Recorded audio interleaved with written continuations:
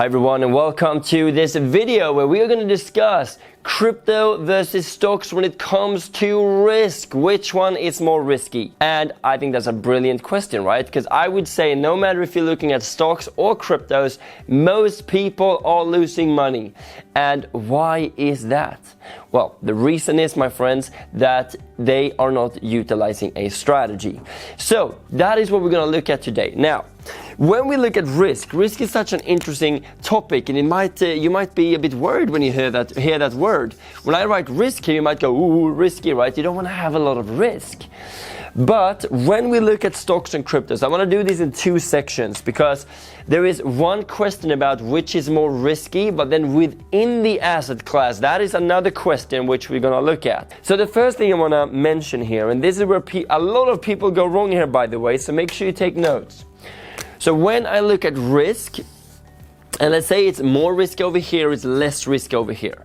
So if we look, no matter if it's cryptos or if it's stocks. Now, I will say cryptos are more volatile, which means they move a lot more up and down. Doesn't mean they're more risky though, it's just a different vehicle that moves more. But when something moves more, you might also make more.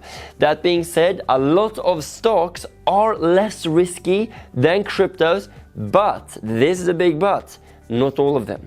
And that's what we're going to explore today, because if we have a look here at the risk, you might go, if I asked you, okay, what is less risky? Would it be to invest in a startup in the stock market, or would it be to invest in Apple? You would probably go, there's a lot of risk, Dennis. There's a lot of risk here if you invest in a new company, in a startup. So if you invest in a startup, it's very risky. But if we instead invest in Apple, then it's less risk.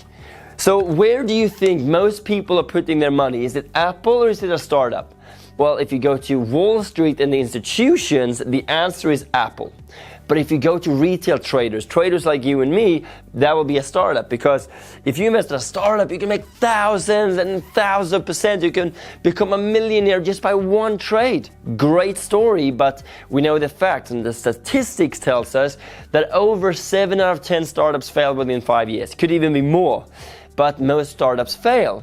And most people go here because, there's a lot of... But no, that's not what you should be doing. I can only say what we're doing, and that's not what we're doing.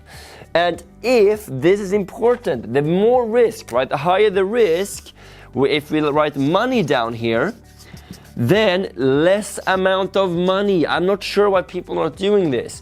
So if we do invest in startups, but we only invest 5%. 5% of our net worth, if I have 100,000, I invest 5,000 into startups. I don't do the other way around. I don't put 50,000 into a startup because it's way too much risk for something that might go to zero, all right? So less risk. And if we have a look at another part here, which would be, I'm going to write 5% here in blue because it's blue, the startup up there. So then we can go to cryptos as well, like which is more risky? So if I look at cryptos, let me ask you this. What is more risky here? Is it to invest in an ICO, that is a startup, right? A startup in the crypto space, versus Bitcoin, that is the biggest one? And you're probably going to say, that's easy, Dennis. It's the ICO, the startup in the crypto space, is a lot more risky, even more risky than a startup in the stock space, which we can call actually an IPO. An IPO, an initial public offering, is when a company goes live to the stock market. And you might say, well, there's a lot more risky than is to do the ICO, and you would be correct. But that's the same here. People don't invest the most amount of money in Bitcoin. They invest into these smaller coins. That, if it just go up to $1, you're going to make millions. Problem with that is that would probably not happen. It's very unlikely. However, Bitcoin, on the other hand, has been around for 11 years. It's a lot safer. So therefore, let me put it this way. What we do to manage our risk is to, for example, if we look at crypto, we only put in 20% of our net worth in cryptos, while in stocks, and then we have properties and everything else, we put in the rest. So in stocks, and it could be property,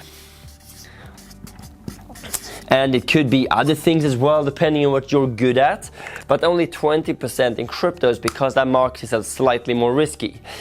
And when I say risky, it means that it might go down more, but also might go up more. So I think there's no, and the best performing asset, by the way, in the last 10 years has been Bitcoin every single year if you do an average. So to answer this question, what is more risky? The answer here would be that crypto has more volatility but not more risk, because risk only it comes down to, that's something, and Warren Buffett said this really well, right? Risk is just something when you don't know what you're doing. That's risky. But as long as you have a plan, you have a strategy, you know what you're doing, it's not risky. Our plan is that we invest less in cryptos. We have very solid strategy, the CCA strategy for cryptos or the VCA for stocks. And then it's not risky. However, if I invest in startups or very new cryptos or stocks, that is risky because I have no control. And the question we ask ourselves, can the asset we're investing in go to zero? Apple, Bitcoin, can they go to zero? You probably know other companies, Pfizer, Microsoft, Disney, and the Bitcoin, Ethereum. And if the answer is no, they cannot go to zero within the next year or so, then I would be very comfortable investing into those companies. Not with all my money, but I put certain amounts in so I can have a diversified portfolio. So the question, which is more risky? Is it cryptos? Is it stocks? And the answer is none. None of them is more risky. The risky part is you. If you are not being able to drive the vehicle, is a car risky? No, the car is just a car, it's a piece of metal. But if you drive the car and you don't have a driver's license, you're probably going to crash the car. So the driver is the risky part. It's never the vehicle. Cryptos is not risky, it's just cryptos. Stocks are not risky, it's just stocks.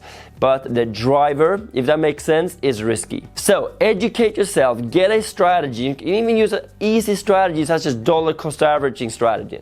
So if you're doing crypto with 20% and you use dollar cost average, you invest the same amount every single month, you get an average price over time. That's one simple strategy you can use today.